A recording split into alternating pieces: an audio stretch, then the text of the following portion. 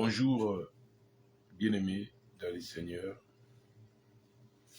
Tout petit na bandeko nyonso bazolanda biso baza disposé baza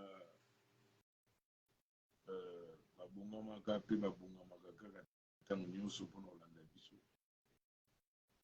Tolobi kola pambola moko na moko ngolo ya tata seke ngolo ya nzambe ezali kona moko na moko mpe nzambe apambola yo moto olanda biso mpe poso malamu soka kobanda mpe semaine bien tala mpe tokomi lelo samedi elobi mpe dimanche mpe lundi ainsi de suite semaine mpe ezocontinue donc tobi kekola pambola yo asala yo ngolo sika ozali ya kobika bolamu na ye ya kolanda biso na mokolo ya lelo ubie na moma oyo bato nyonso mpe baza déjà branché. Que l'Éternel vous bénisse, que l'Éternel vous garde. Pourquoi ça peut partager la vidéo au signaler bande comme sous pe bana badana babongama kité ba bongama déjà pour informer bango que vous allez en contact. Enfin kolanda biso na mukolo lelo. Abato banda toko sambela. Père, nous prions notre Jésus-Christ, conduis-nous et guide-nous. Et comment ils seront tous enseignants de Dieu. Oh Père, glorifie ton nom. Tu téléméri molili nyonso to chasser ngona comme Jésus-Christ. Et comment téléméra Satan pe akokima. Tu téléméri molili nyonso na comme Jésus. Tu bengani milima be nyonso le Marc 17. En voutuma nyonso to bengani yango au nom de Jésus-Christ. Amen. Tu pesi bino mbote lisusu na komo Jésus-Christ. Amen. Tozana temo tuntolobela ou bien maman na likambo. Les inquiétudes ou bien inquiétudes. Tozana temo tuntolobela na mukolo lelo inquiétude. Mbote na yo zadi en ligne tika kola pambolo parce que se manifester. Bande kumusupi bakoko se manifester. OP baza déjà en ligne, OP bazu déjà ba invitation auto tindeli bango déjà pe bakope ko se manifester le gwande kope a se manifester to pesi mbote pe to pesi bande musupi ba okota pe en ligne mbote tozo be lelo likambo tulobi inquiétude thème na biso ngwana ubi mama na likambo na biso to bela na mukwalelo ubi na ngonga oyo l'inquiétude. Inquiétude. Est-ce que nyama ko s'inquiéter?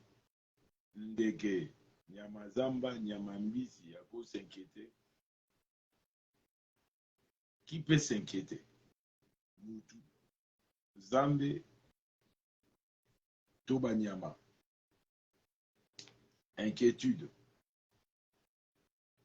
L'inquiétude ou bien inquiétude, c'est par définition se faire des soucis. Inquiétude, c'est se faire. Quand quelqu'un se fait des soucis. Et c'est ça la définition, il y a inquiétude. Quand quelqu'un fait des soucis. Quand quelqu'un prouve des soucis. Quand quelqu'un a des soucis. Adanaba soucis, se faire des soucis, éprouver des soucis. Il y a le quoi, mais il y a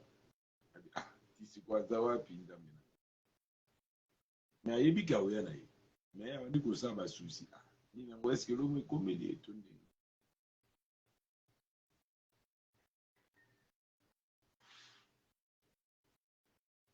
Inquiétude wana. Nde tout le monde a des soucis. A comme qu'on prouver des soucis.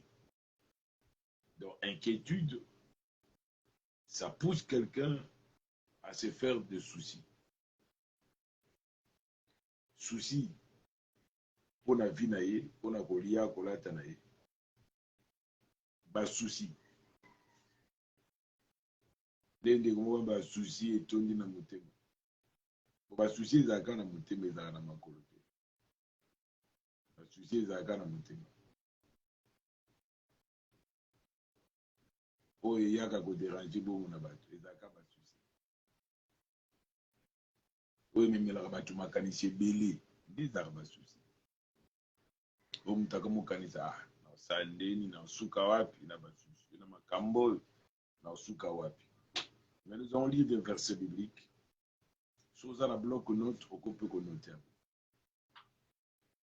Premier verset. Matthieu chapitre 6, verset 25 à 31. Toujours Matthieu chapitre 6, verset. Matthieu chapitre 6, verset 32 à 34.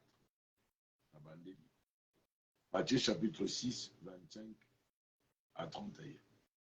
Toujours Matthieu chapitre 6, verset 32 à 34. Second verset. 1 Pierre chapitre 5, verset 7. 1 Pierre chapitre 5, verset 7. Troisième verset. Hébreux chapitre 13, verset 5. Hébreux chapitre 5, et plutôt Hébreux chapitre 13. Hébreux chapitre 13, verset 5. On a pas verset autant galelo. Je crois que moko na moko a cause à édifier, à la consoler. Et Dieu sera glorifié. La carte dans programme Oyo. Que l'Éternel te bénisse. Que l'Éternel te garde. Matthieu chapitre 6. Tu fous la Bible à Lingala. Matthieu chapitre 6, verset 30.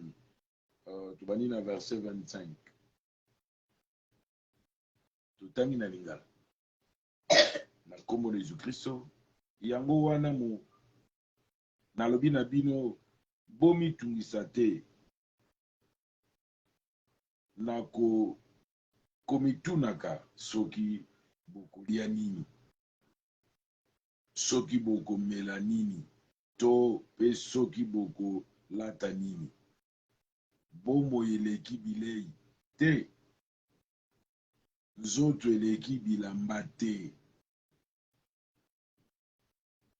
Totenge na Lingala un texte merveilleux. Ou bien texte mwa kitoko. Na Lingala.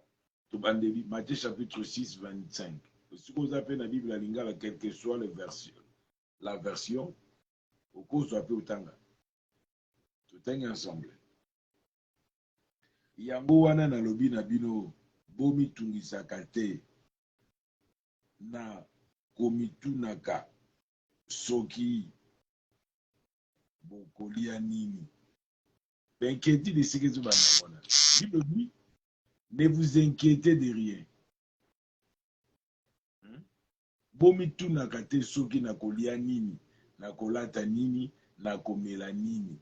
Bilobi tomi tungisaka pona oyo te na kolia nini, na komela nini, na kolata nini, naza na eloko te, kozala ndenge nini. Dans mille questions, 1000 idées, se faire de 1000 soucis. Tokobenga wata ndenge wana. Na komela nini, na kolata nini. Mais bilobi ne vous inquiétez pas pour ça. Bo yango wana na lobi na bino boye. Bomi tungisaka te na komitunaka. Abine bomi tungisaka te na komitunaka. Ya kwa mutu azo mituna na ulia nini? Tongo ango na ulia nini? Tongo ango na kolata nini? Na bano utosuka wapi? Na usuka wapi? Na uzambongo wapi kufuta ndako? Na kuzambongo wapi ya kulia? Na kuzambongo wapi ya kutangisa bana? Na kuzambongo wapi? Pour na voyager, na kuzambongo wapi? Mais la Bible dit, bomi tunaka te, bomi tungisaka te. C'est que si la Bible dit, tomi tungisaka te, c'est que quelque part, il y a des solutions. Tu peux réfléchir aussi là où tu es. Tant Bible que tomi tungisaka te, c'est que Dieu sait que ce sont les besoins quotidiens. Dieu sait que ce sont les besoins de tous les jours, de tout le temps. C'est que tous les jours, la paix la muka, ana ba besoin. Ana ba programme ezali. Oyo senga mbongo. Oyo senga déplacer. Oyo senga lata. Oyo senga somba. Oyo senga mela. Oyo senga kekuta na bato. Oyo senga bala, oyo senga bota. Oyo senga asomba lupango. Oyo senga longo a locataire comme bailleur. Donc mais makomi lobi tomi tungi sakate pona ngo. Wana na lingala. Mais tout un peu en français dans la communauté chrétienne. Tout capé et le bini. Na français. Matthieu chapitre 6. Matthieu chapitre 6.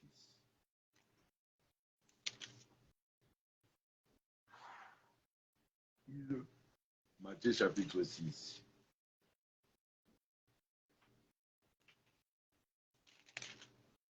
Matthieu chapitre 6. Verset 25.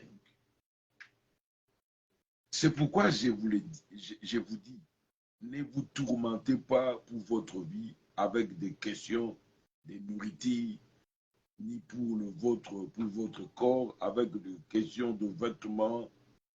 La vie n'est-elle pas plus que la nourriture et le corps plus que le vêtement? Écoutez, c'est que version biblique. Suivez.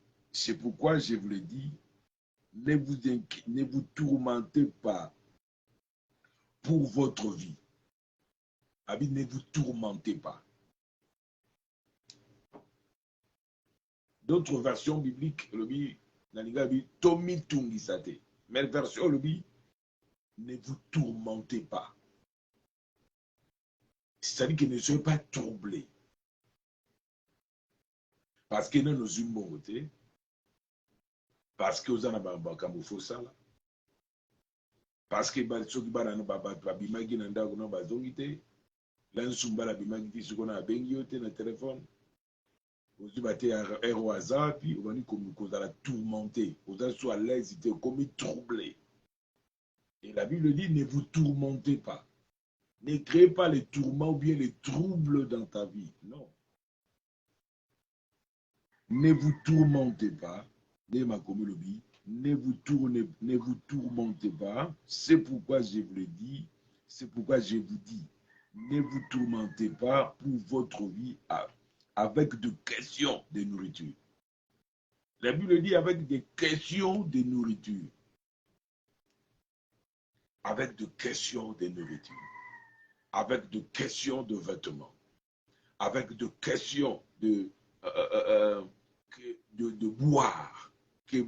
Que dois-je boire? De quoi me serais vêtu? Des troubles. D'inquiétude. Comme le dit Tomi Tumisa, Makate, Pona Otokolia, Tokomila, Tokolata. Oh, de quoi je me vêtirai, de quoi serais-je? Des questions, plusieurs questions. La Bible dit, ne vous tourmentez pas. C'est que Dieu sait qu'il y a des choses où nous avons besoin. Et Dieu dit, ne vous tourmentez pas. C'est ça le message. Papa, maman, elenge, mokolo, pe mwana muke, musana nzambe, bana nzambe. La Bible dit, ne vous tourmentez pas. Que ta vie ne soit pas tourmentée. C'est parce que quand quelqu'un est tourmenté, il n'est pas à l'aise, il n'est pas calme. Quelqu'un qui est dans le tourment, il n'est pas calme. Il n'est pas à l'aise, il n'est pas posé, il est agité. Il est tout le temps agité. Akota, Abima, Abituka, numéro de téléphone, Aluka crédit, même si on a un numéro de crédit, on a un mégaté, Adam à la lettre, dans Souka, l'Insubonaboé. Et zanete, ne vous tourmentez pas, mais soyez posés, soyez calmes, ayez seulement le regard fixé vers le Créateur. Quand on a un regard fixé vers le Seigneur, tu crois que le Seigneur a la solution. que la solution, le Seigneur est vivant et le Seigneur est puissant et le Seigneur a toujours des solutions. Tu vois, la cata, Jérémie 33, verset 3, là où Dieu disait au prophète Jérémie, Dieu disait quoi? Écoutez, Dieu dit, invoque-moi, je te répondrai. Et je t'annoncerai des grandes choses, des choses cachées que tu ne connais pas. Donc il y a d'autres choses qu'on connaît, et il y a d'autres choses qu'on ne connaît pas. Même dans le domaine de la prophétie, il y a d'autres choses qu'on connaît. On ne peut pas tout prophétiser. On peut prophétiser, mais on a aussi des limites dans le domaine de la prophétie. Donc il y a d'autres choses qui peuvent aussi nous échapper. Ça arrive, bibliquement, c'est vrai aussi. Donc, je crois qu'on prophétise, je crois qu'on lui donne des alaka. Donc, tu peux prophétiser, mais tu as aussi des limites. Il y a d'autres choses qui peuvent aussi vous échapper. Parce qu'il y a le prophète, et dit, si je ne pas oublier, c'est-à-dire que Élie ou Élisée, quelque part dans la Bible, tu vois, là où la synamite, hein, au moins, on a à Koufagi, et puis à Yéveri, à Tindi, Géazi, ainsi de suite. Et tant que Fouka Konabi, le Seigneur m'a pas révélé, m'a caché son histoire, m'a caché quelque chose quelque part. Donc, c'est qu'il y avait des choses de bon maman qui n'a qu'à na vie à maman, on a au Moussakole quitté. Donc, il y a des choses aussi, peut aussi nous échapper à Kabad. La Bible dit, ne vous inquiétez de rien, mais dans toutes choses, allons un peu mollo pour ne pas brûler les étapes. Et Bible et l'obéit, et c'est pourquoi je vous dis, ne vous tourmentez pas pour votre vie avec de questions de nourriture, ni pour votre corps avec de questions de vêtements. La vie n'est pas plus que la nourriture. Et là, c'est que Kozana Bomo il est kignonso. Kolia, oui, ça non bien. Kolata, ils appellent bien. Komela, oui, c'est bien. Mais si Ozana Bomo était un tinate. Oui, il faut que là, oui, comprendre, dernier, il faut que le bango.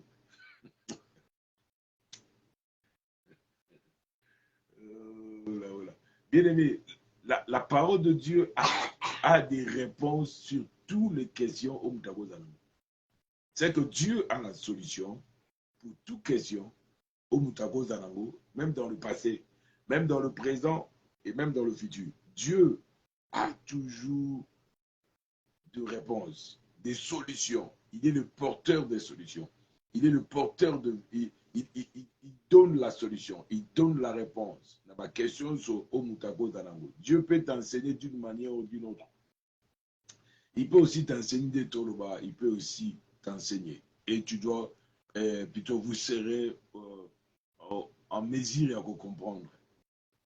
Et vous serez dans l'obligation, c'est ça le terme. Vous serez dans l'obligation de comprendre. Même si tu n'as pas compris aujourd'hui, même demain, tu peux aussi comprendre. Même si hier, tu n'as pas compris. Même si avant que nous puissions parler déjà pour être le direct, tu n'avais pas compris. Maintenant, tantôt, tu peux aussi comprendre. La Bible dit, ne vous inquiétez de rien. Mais dans toutes choses, c'est ça ce que Philippiens dit. La Bible dit, la vie est plus que toutes ces choses-là. C'est que la vie est plus que le vêtement, plus que à manger, plus que le boire, plus que tout ça autour de la vie. La vie n'est-elle pas plus que la nourriture? La vie n'est pas plus que ce que tu cherches là, le vêtement. C'est que ce que tu as beau été au latate. Ce que tu as beau au lata. C'est-à-dire que quand tu as beau et les quignons soana. O etikali kolo, a osala. Comme tout n'a mis tout n'est belete. Kubana na ba question belé te. Ya lokwa na ndako papa na mama balali na tongo mama yuse bongo zo kenika botolia ni. Bongo zo kenika bolobi le côté. C'est que soka zo kenika bongo alobi le côté. Et ainsi que yo comprendre a boko lobana munoko mais à lobby par les actions. Au moins que soka linga azama boko makaku ou bien azama boko flambeau de tricolore à la main comme on tenait le flambeau à l'époque de Mobutu, de mon papa, hein? Au moins Gaza Bongo. Mais ce que Adam Moutou a pris, c'est que ce monde a kendi ngwana. Ah, ça peut être, il y a ça que, Anamoute, vous savez, non, Anamoute a kendi na kanda pour avoir une incompréhension. Incompréhension, il y a des makandi, il y a Zaka Soga Silika a pris ça comme mon andakute. Ah, père, pris ça comme mon andakute.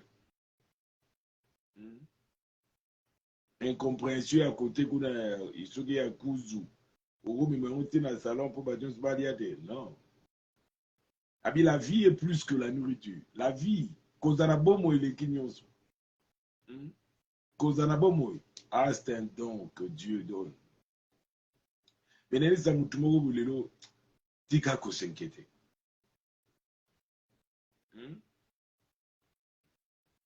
oyoki na été sur oyoki malona na répéter na bitika ko s'inquiéter na oliani na omelani. Ne soyez pas troublés. Je parle à une personne, ne soyez pas troublés. Oui, ce sont des questions. Mais il y a un Dieu quelque part. Il y a un Dieu qui donne des solutions. Son nom c'est Emmanuel, Dieu est avec nous. Jésus-Christ. Jésus-Christ en Nazareth. Il a la solution. Et il est vivant. Il est puissant. Il est présent. Quand Dieu dit au prophète Jérémie, invoque-moi, je te répondrai, je t'annoncerai des choses cachées que tu ne connais pas. C'est que Dieu a des solutions. Si seulement si tu l'invoques, si seulement si tu l'appelles, si seulement si tu veux qu'il vienne à ton aide. Dieu donne le souffle de vie. Même ici, ils sont des incrédules. Dieu leur donne le souffle de vie. Souffle de vie, c'est Dieu qui donne. Et ça va faire du bien. Et Dieu va être glorifié. Et la gloire de Dieu sera manifeste. Verset 26. Regardez les oiseaux du ciel. Ils ne sèment pas, ils ne moissonnent pas. Ils n'ont pas de réserve, ni des greniers, mais votre Père du ciel les nourrit. 26. Bota la bandeke. Yango ekonaka te.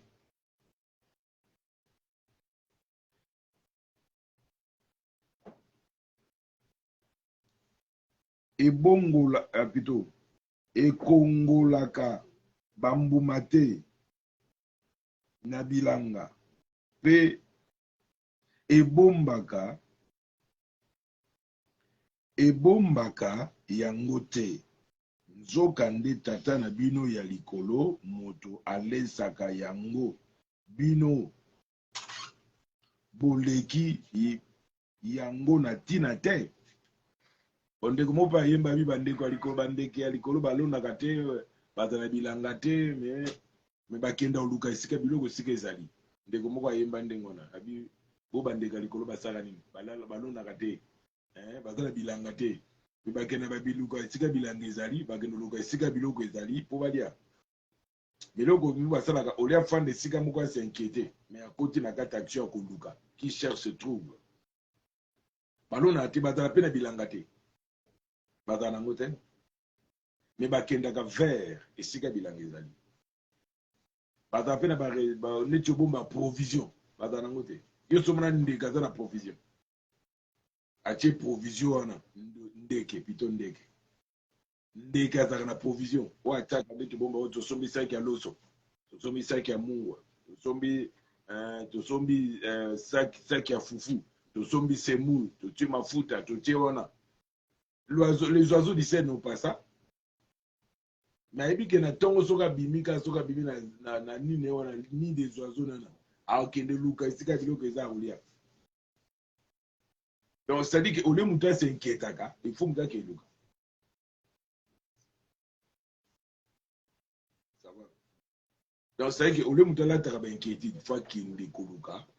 C'est que akeluka esika bulo ezali aluka esika eloko akozwa eloko mais namona ndeko moko mobali bandeko baza mpe ebele kaka mibali te ya basi mpe bazala bango mwana mpo asala mwa mosala akozwa emo eloko mpe boye ana makasi aya na nguya mais ye azaka na banzela pesa ngai sopeka aza plus na domaine ya sopeka basopeka baza mpe ebele na badomaine ebele ya vie bazali bamisu baliaka na domaine ya sopeka bamisu baliaka mpe na domaine ya ofingaka bato bamisu baliaka na domaine ya kobebisa baréputation ya bato mpo aluka ndenge akolia donc moto ye abimi na ndako ne kaka mpo akende obebisa réputation ya bato mpo alia oyo mosala eza kokoso c'est le molingo musala on ezanga bolingo musala ezanga bolingo abi bandeke balonaka te bazala bilanga te bazala pe esika obomba biloko te me nzambe alesaka bango miloko mo bandeke basalelaka c'est du courage, le courage d'aller chercher, le courage d'aller trouver. S'il n'a pas trouvé ça quelque part dans un lieu, il cherche, il va dans un autre lieu, il se dirige dans l'autre lieu, il cherche. Et Dieu l'a donné les yeux, il voit. Dieu l'a donné les oreilles, il voit. Et plutôt, il attend plutôt. C'est mis sur le monde. C'est la mise sur le monde, c'est logo. C'est quand tout le monde est logo avec sagesse, à mon logo avec intelligence, à mon logo avec discernement. Ah, na mon logo pas à côté. Donc, il travaille, il déplace pour aller vers. Donc, ma dit un peu de sommeil, un peu de croiser les mains. Donc, la pauvreté de s'y prendra. C'est-à-dire que, comme il tient à Katia, le linga va susciter, mais va vers le travail, cherche l'emploi. Même chose pour aux Amoussala, même si il y a bureau, il y a plus de travail. Il n'y a pas de saut métier, mais il y a seulement des sortes de gens. Donc, Koloko Ideo. Dans verset 20, Matthieu chapitre 6, verset 26, dans 27, 27, le bureau. Les 27,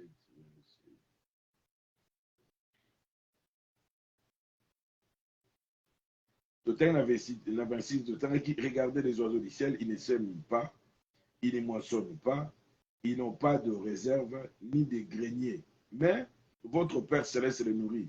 Et vous, alors, ne valez-vous pas beaucoup plus que eux? Parce que vous avez boulot. Mais il y a un boulot. Il y a un boulot. Il y a un boulot. Mais c'est que Dieu qui prend soin des oiseaux, il est aussi capable de prendre soin de ta vie. C'est possible avec Dieu. 27. Qui d'entre vous, à force de s'inquiéter, pourra prolonger sa vie d'une seule coudée? Maintenant, la question est, qui d'entre vous, à force de s'inquiéter, à force de avoir souci à obaksa mikolo akata vine, ou bien gastrite ko ya, abana ko luka biluka ko na ale na olia suma de sute, o na olia biloko sobo ete, nyoso ni motema. C'est-à-dire en force ya ko s'inquiéter, en force ya ba souci. Ndema comme lui, qui d'entre vous, qui est par ses inquiétudes à kobaksa mikolo ya vinaye? C'est-à-dire que l'inquiétude est kobaksa mikolo ya vinote, mais que réduire ba mikolo ya vinayo. On va nous piquer la crise, la tension va nous compliquer. C'est-à-dire que maladie, on a attention, il va nous compliquer. Soit là, tu es matin, là, tu es quitté. Donc, c'est-à-dire que ta vie est sous calme parce que au lati va souci katenayo. Et na kata au lati va souci, au réduit va jour nayo. Au comme esclave ya comme la bakisi.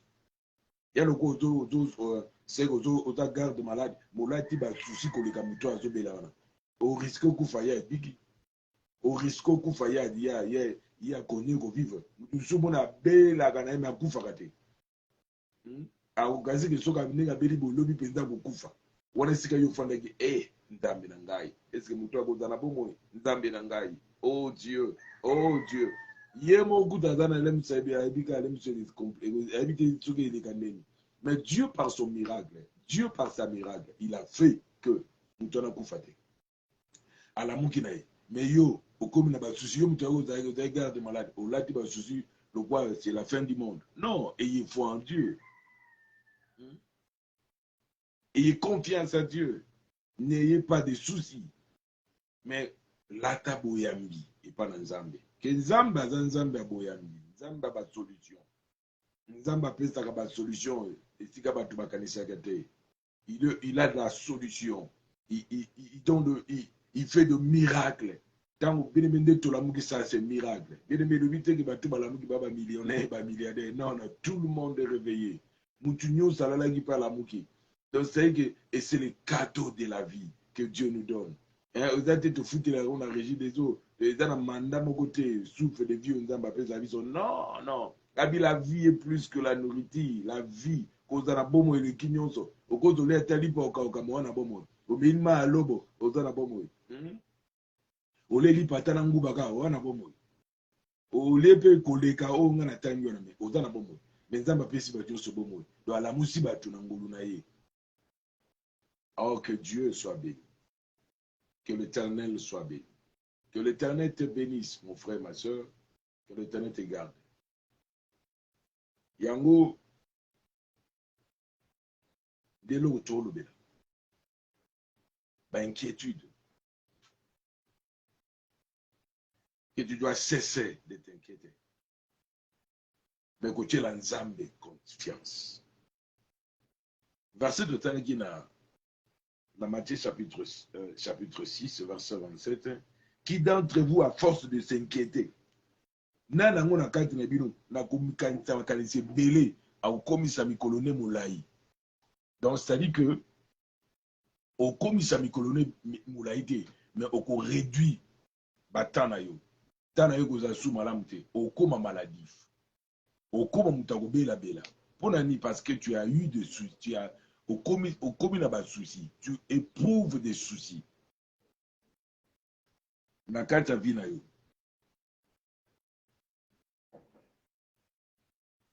Verset 28. Matthieu. Bongo tina nini bozali komitungisa pona bilamba. Botala bandeke. Ba fleur plutôt. Bongo bongo tina nini bozali komitungisa pona bilamba. Botala ndenge ba fleur ekolaka na esobe yango ezalaka te na ezalaka te yango azalaka te pe atongalaka bilamba te atongaka bilamba te kasi nalobi na bino ata Salomo na bomengo na bomengo penza alataki malamu te koleka ba fleur wana. Nzambe kuta bikuta ata Salomo azaki roi azaki na ba mbongo mais alatela kwa ba fleur te. C'est que Dieu est naturel. C'est que Dieu soko tali ninga tshaka balaka ba fleur mutakola tabungati. Ata obi ngana za mvuata ngana mvuata kangana zipaka nzoto te. Ngana za mvuata kumvuata ngavena de grands sapeurs mukukana ba fleur te. Parce que mikoso ba fleur bimaka. Okukukwa na ba couleur nyonso ba fleur za mukili. Impossible. C'est qu'ata sokolati okomakati. On va quelque part limité.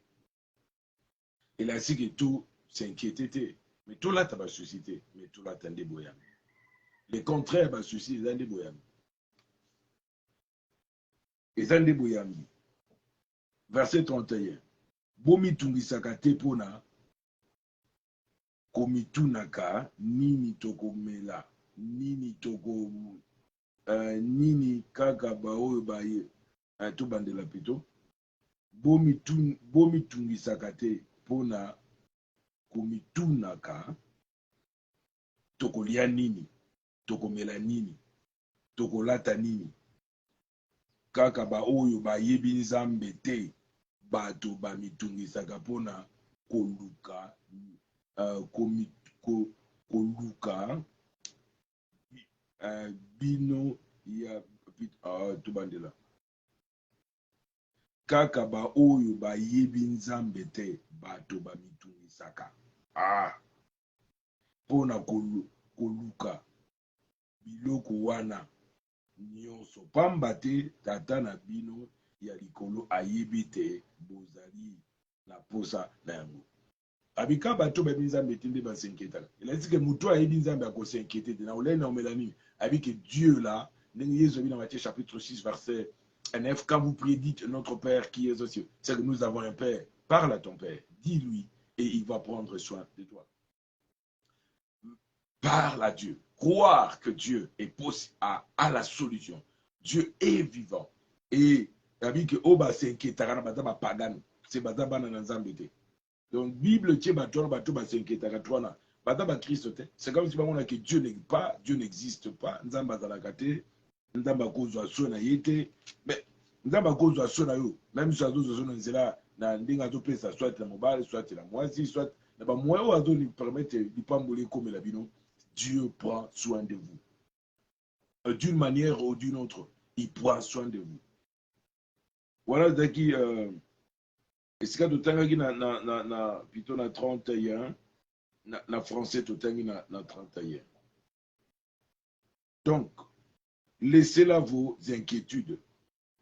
Qu'allons-nous manger? Qu'allons-nous boire? Comment habiller? Laissez le païen courir après toutes ces choses. Abioti que ba pagano balanda biloko na koliani soki programme soki samedi dai alukaka na koliani na kome ata soki azani loko te ba ye azakaka donc faut ba mona ye faut ba sentir ye que ya voix taka yo doit ta pas sentir yo toujours ta pona bien pona ko couvrir nzoto na yo pona ko za présentable pona ko za propre. Ça peut être toujours d'une manière négative, avec mauvaise intention, avec mauvaise idée, hein, avec mauvaise motivation. Alors, il faut que la motivation soit positive et non négative. Écoutez, laissez là vos inquiétudes.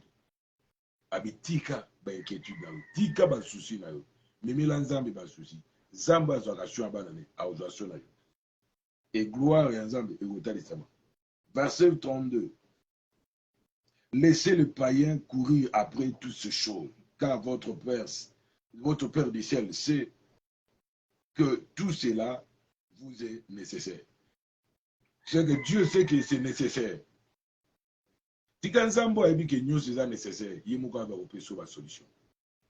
Abiki sayo. Vous avez besoin de l'IANA au Mélaté, mais tu as aussi besoin de guérison, tu as besoin de salut, vous avez besoin de progrès, vous avez besoin de sa promotion, vous avez besoin de sa diplôme, vous avez besoin de sa maïele, vous avez besoin de sa barrière, vous avez besoin d'avancer, vous avez besoin que lobby na sena moyo, hein, aux alapé moto yamalonga.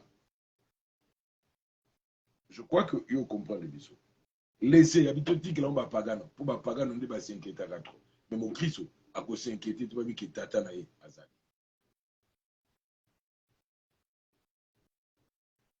Verset 32. Et plutôt, verset 32, et plutôt, laissez ces païens parce que tout est déjà. Verset lundi. 33. Cherchez d'abord son royaume et sa justice, et tout le reste vous sera donné en plus. Cherchez premièrement son royaume. Cherchez d'abord son royaume. Cherchez d'abord son royaume. Cherchez le royaume. Le royaume. Le royaume. Cherchez. Ah, vous voyez mon Zarawat. Quand Jean-Baptiste prophétisait bien, enseignait, repentez-vous et croyez à la bonne nouvelle, car le royaume des cieux est proche. Quand il parlait du royaume des cieux proche, il parlait de Jésus. Il parlait d'un homme qui devait sauver l'humanité. Donc pour que les gens doivent être déjà préparés par le message, surtout contre le message de la matière de repentance, tout ça, pour le royaume. Mais on va développer ça dans nos prochaines vidéos. Mais l'autre va que chercher premièrement, chercher. Tout le canon nous colle parce qu'ils ont un message de chercher premièrement la guérison, la bénédiction, le progrès. Et puis chercher premièrement le royaume de Dieu et sa justice. Chercher premièrement. Mon Esther, en tout cas, aba pesi bilamba kolia pitu bilamba kolata te biloko kolia te ba azaka sointe mais ya nduluka nde kozala mwasi ya roi pour exemple tout ça azuluka ya ye azuluka kolote le Seigneur de sa vie. Il cherche pas que le Seigneur soit le roi de sa vie, le roi de son âme, le roi de sa maison. Non, lui il cherche autre chose. Lui, il cherche le futilité. Lui, il cherche à manger, à boire. Mais la Bible déclare tout passera sauf la parole de Dieu. Et la Bible dit tout est vanité, des vanités, dit Salomon. Hein? Ecclésiaste. Et verset 34. Cessez de vous inquiéter pour le lendemain. Et demain, cessez de vous inquiéter pour demain. Et demain s'inquiétera pour lui-même. Agotika comme tout ça pour la lobby. Lobby est mon gars soin. C'est que autres yeux de l'eau. Et là il soit mon bande comme nango. C'est que papa mon gars tagi adana bilo quoi bengi gérant na yatala. Est-ce que bilo quoi adana nango a collé pendant combien de tabi a collé pendant plusieurs années. Abi bongo ba génération ba troisième ba quatrième génération. Abi ah ce qu'on fait dans le bilo pour la génération ko ya na nango te. Abando tia ba souci. Abando tia ba souci. Tant que la génération est goya, la solution sera là. Oyo kosa pour na bango lelo, l'aime sur cause insignifiant. L'aime sur bakomo non était insignifiant. Et cause sur bango bako ça de l'amour. Mais bakomo dans les bêtes, qu'on attend que bango que ba pese bango, est insignifiant. Donc, toko vivre dans kata mboko bana ba para bana ane logoté, ana ba milliards ta ko tikela bana après sa mort. Donc cause da tika bana ndaka ko futela, ndaka manzanza, tika bana ndaka ko futela, tika bana ba condition comme médiocre, précaire. Atike bango logoté. Mais là, nous avons tike bango nzambe. Alexis bango de la prière. Alexis mon faut qu'on semble. Na tike libino nzambe. Na tike libino parole. Même si vous avez la Bible, Dieu a payé bango Bible. Abi prends ça. Je n'ai rien à vous donner. J'ai rien à vous laisser. Mais je vous laisse la parole. Bokangma na nzambe. Butu mo ibokangma na liloba na nzambe. Nzamba tika rabana na été. Nzamba ozala. Le roi David a dit j'étais jeune, je vieillis. Je n'ai jamais vu le juste abandonné. Bien aimé, c'est vrai. Et ça, il soit athée. Ça va compter. Au mouton, ça, le compteur, pendant qu'on bêta histoire. Non. Mais je te dis, la Bible dit, ne vous inquiétez de rien. Et la Bible dit, c'est le verset qu'on vient de lire, au tout temps, m'a commis, au tout temps, dans Matthieu chapitre 6, verset 34. Et yoga, nazongela, pendant le temps, poto kende, pendant que ça, cessez de vous inquiéter pour le lendemain. Abimutika kutunza pona lobby ekuzwa nango c'est de quoi bako kabele logo tanga lié ba kabele biloko ale ndeko musoye na biloko muso après habité soit au kasi bomba pona lobby habité o senga to lia lelo tolé déjà lobby to lia kaka lobby nzamba kopesa biloko to lia lobby lelo lokwa apesi biso tozio na to la lité to lia kaka lobby pe nzamba permettre biso to lia lelo a permettre lobby to lia. Ata soki lelo le permettre biso to lelo kamuke lobi tokozwa ebele mais tozolika ke lobi tokozwa nabi ke lobi ekosimba kaka o asali biso ngolu lelo lobi akosala biso ngolu yene menzambo asala grâce lelo lobi akosala pe grâce akosala ngolu na ye akosala gracia na ende ba miso alobango akosala gracia akosala grâce akosala bolamu na ye okubika bolamu na ye nzambo azobombo lelo lobi abomba yo tomonana totatola monene na nzambe mobombi na bato azalaka. Abi ne vous inquiétez pas pour le lendemain. Kotum sama pona lobite. Eza pona journal lelo. Kotum sama te tela ga nzambe motema. Nzamba za na solution pona likamuna yo. Nzamba za na solution pona problème yo. Nzamba za na solution. Yango ko zolo munu to tebisa ngolo kwa nete ba to ba tebisa ngelo ngolo kwa bitabeza kolemba. Na ko tebisa ngelo na ote. Mais garde ton visage calme. Hein, soyez souple, soyez confiant en Dieu. Ayez confiance en Dieu. Ne te désespère pas. À chaque jour suffit sa peine. Chaque journée, solution nango ezalaka. Et yano nango ezalaka. Nzambe ni mtapesa kabiyano. Miyoli singelo like pa na nzambe. Ya mtu soye prier le lobi a. Le kwa na zuna le lote lobi na ozwate. Bien aimé, l'aime sur le jour réponse lobi au cause de la solution. Ana zaki na présence na nzamba zobonda mukolo musakolo na nzamba musakolo li atala ya bai. Ana kino chiko zo langwa ka bite na langwe te. Mais pas cela motema na ngai les outils na ngana koba koloba mais soki anatika kana avant ainga zo Samuel te aba bana bando samba pe na mona pe lo ngote na mona pe solution te il y a des gens qui disent comme ça so bi gena tika na ngai ko s'inquiéter ka ah na bonde la pe na mona pe lo ngote nzama ne tawo mona ngate nzama ba zo ka ngate ne ta bi tinga na zalaka mukolo wana musako la talier abi tika nzamba Israël ay no la yo bien mais ana ki miracle sami donc et singa ki aluba malgré qu'il y a des bondes là mais c'est qui mosali na nzambe moko aloba maloba likona vi na ye Mais ma solango introduction, ma solango c'est un peu différent. Les jobs sont bizarres. Ni na ko bare que yo susam yo ko neto langu masanga. Non, ezaki net parole moko net ya ko critiquer, ya ko frapper maloba moko makasi. Mais il y a zaki na maîtrise. Elle avait la maîtrise. Ça peut te causer à Moussa Nzambe autant à Mouni à Pétio langage moko makasi. Ogi langage on obi na waya soutenir ke. Mais cette dame, cette maman, elle a eu la patience en elle. Elle a été patiente. Elle a supporté, elle a dit, ce n'est pas ça l'homme de Dieu.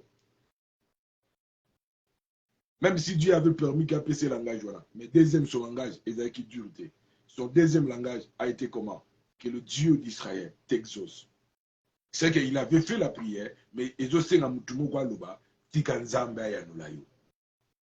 Tango lobi bongo sika mama na kenda ki miracle salami. Nenebi sape mutumo kwa Olanda biso.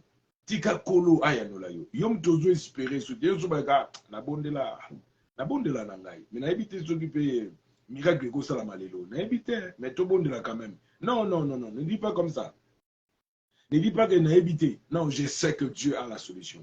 Je sais que tout est possible à celui qui croit. Je crois à Dieu. Je crois à sa puissance. Je crois. Et comme Jésus a dit, quand vous prédites notre Père, prie tout ce que vous demanderez au Père par mon nom. Père céleste, au nom de Jésus, je prie que au Azoko Tunisama, Azwakimia, Azuba souci nae, a Memelio, Yo mema ba souci nae. Bilobi ne vous inquiétez de rien, mais dans toutes choses, faites connaître à Dieu vos besoins par de prière. Si réellement tu as des besoins, faites-les connaître. Ne les cachez pas. N'allez pas l'enterrer. Ok? Ne les laissez pas coucher dans du papier seulement. Mais prends ça, apporte ça devant Dieu. Parle à Dieu. Dieu, mon Père qui est dans les cieux, au nom de Jésus. Jésus a dit, quand vous préditez ce que vous demanderez au Père par mon nom, il le fera. Et demandez enfin que votre joie soit parfaite. Il a demandé à Dieu et Dieu a donné la solution. Et le prophète de Dieu a dit, Élie, et il a dit à cette maman, a dit à Anne, que le Dieu d'Israël t'exauce. Ya lola tika Yesu Kristo Nazareth ayoka na kombo na Yesu na bondela ke yom tozona biyano tozo biyano yom tozai ola teke ba souci na tozu yango to pesikolo tika te yola ta kondima au monde que le miracle est possible. Tu vois ce papa dans Jean chapitre 5 avec 38 ans malade mais bat musu bada ubika na bango bat musu ando na boba miracle mais avec wana fandi abike il y a un jour bien aimé il y a un jour attention bon ba zibazwa yo pogozwa ata bon ba tombami yo pogo tombama nzamba tombola bango tombolo a changé de le même Dieu. Le Dieu qui a guéri les autres, il est le même Dieu qui peut te guérir. Le Dieu qui a donné les enfants à d'autres femmes, il est capable aussi de te donner aussi les enfants, même plus que au kolega kudi yozo kaneda. Nzamba komisa batumba yele, azape nzamba zanga koga komiso pe mayele. Nzamba komisa batu intelligent, sage. Nzamba tombola ba Amerika, tombola ba continent américain, tombola ba Europe, tombola. Il est capable aussi de tomber l'Afrique. Il est le même Dieu. Si hier l'Afrique était fort, mais aujourd'hui l'Afrique n'a plus sa position de la puissance. Mais la nation monsieur Komakas, il est le même Dieu. Il y a c'est l'Afrique autorité. Il est le même Dieu. Il y a tombe l'Afrique. Même si les lois au monde oui.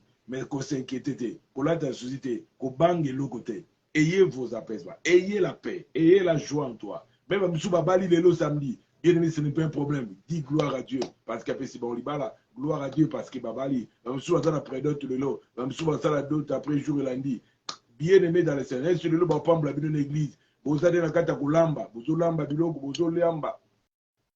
Bamisu bakene da wenze kosomba biloko bamisu ba yedi na ba carton biloko ba soso ba carton ba viande ba carton ba poule ba poisson salé ba yena biloko wana ba somba biloko ba épices biloko c'est bien aimé. Dieu qui a permis que l'élo ezala pona ndeko, il est le même Dieu qui peut aussi faire pour toi. Et la seule chose qui est là, ayez foi en Dieu. Ne vous inquiétez de rien. Ne soyez pas troublés pour de quoi tombami. Ne soyez pas troublés pour de quoi pambolami. Ne soyez pas troublés parce que yo les carana TVT. Les gars dans les réseaux sociaux, réseaux sociaux, les gars dans un jour tu vas passer aussi dans d'autres moyens de plutôt dans d'autres chaînes ou bien télévision, d'autres chaînes télévision.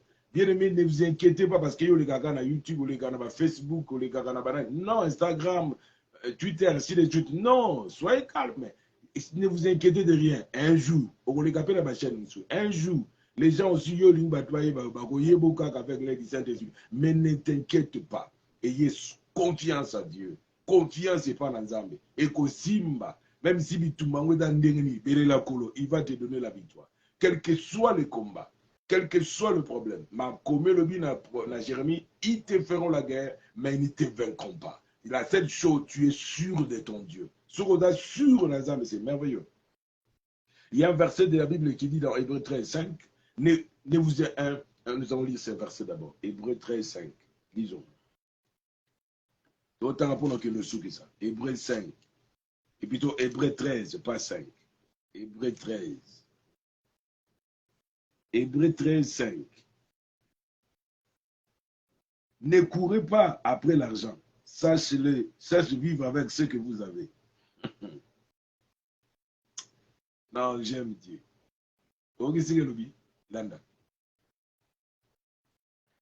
Ne courez pas après l'argent. Sache vivre avec ce que vous avez. Lui-même a dit, je ne te délaisserai pas. Je ne te laisserai pas. Je ne t'abandonnerai pas.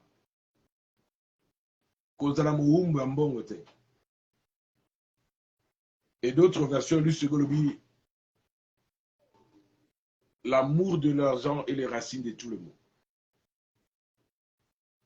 Kolinga mbongo le gagnos. Pour tu sois à cause d'ambongo, à cause de Batmabe, à cause de mbongo. Avant la yende à la berger, bancho à la berger. La Bible dit, ne vous laissez pas. Ne courez pas après l'argent. Kolanda mbongo te le quoi, yonde za quoi, yonde za bomo seko. Non, non. Mais mon anzame nazali kona nyoso. Celui qui bénit. Ce qui permet de l'ozoa, na kopo de l'ozoa, zoa. Lobi, na kopo msupe kozwa. Kozwa si la raté. Pour moi, koza na bomo ite. Le koza na bomo, ozwa. Na version lingala totangi. Hébreu. Hébreu. Hébreu chapitre 13, verset 5. Bozala na lokoso ya mbongo te. Oh, yoga. Ah, Yahweh Zambi. Bozala na lokoso ya mbongo te. Bozalaka na bito tobandeli bozalaka na lokoso ya mbongo te. Bozalaka kaka biloko oyo bozali na yango. Bowela biloko mosusu te. Boyima kowelela. Koza lokoso te. Pona molimo lokoso oyo za na mona ko leki mona utondi te. Soki lelo tonda kite lubu utonda. Koza lokoso te. Koza lokoso mbongo te. Okolinga bike bon, na besoin mbongo oui. Mais soki komi lokoso, po lokoso ezaka ke c'est que mona ke oyo za na ngo kokite ka oyo za na maboka mutande za na tina. C'est plein na oyo za na ngo. Contentez-vous de ce que vous avez le quoi makomi lobi. C'est plein na oyo nzamba pesa. Soki eza 1000, ça va. C'est plein na oyo nzamba pesa. Ya onde a permettre. Koza lokoso te. Koza lokoso mbongo te. Mais c'est peu là. Il que c'est la bénédiction de l'Éternel qui enrichit. Mais le koso te. Muta le koso. Amona atonda gate. C'est o azanango. Amona ka ikokite. Fois zo ko ezana maboko abadu. Fois azana maboko mulai. Non. C'est peu là on zamba peso. Tobi de l'ol.